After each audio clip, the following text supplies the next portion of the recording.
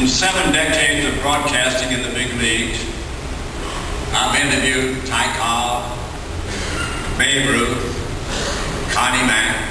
When I first went to Brooklyn, my first big league job in 1948, Jackie Robinson was breaking the color line at that point. The most important event that ever happened in sports history. And I was there to see Jackie do it.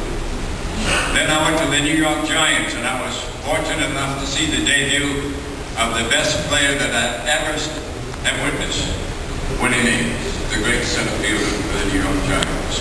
Made his debut May the 25th, 1951. And I went to Baltimore and saw the great Brooks Robinson play his first game. He went 2 hits in 4 trips and told himself, oh, this is pretty easy. He called his dad that night and said, the big leagues aren't as tough as I thought they were, Dad.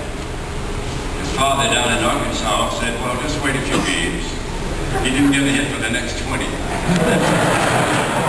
So Dad had pretty good advice, didn't he? Yeah, reaching out is very, very important. We know that. Then I came to Michigan and saw the great Al Kaline in action, the greatest Tiger that I've ever seen.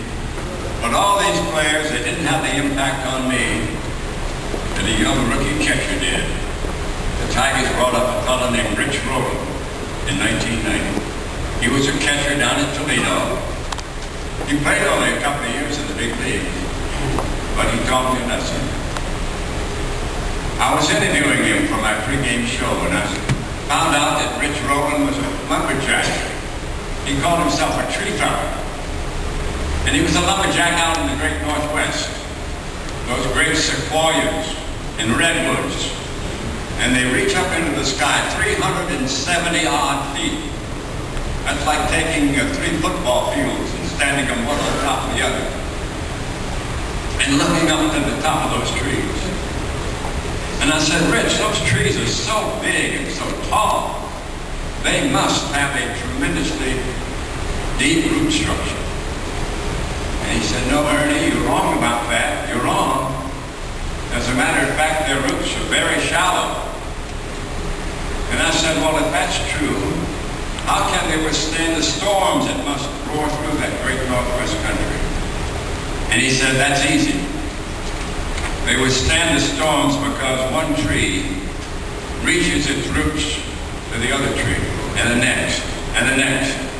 And by each tree reaching out to the next, they form a network where they can stand up against those great storms.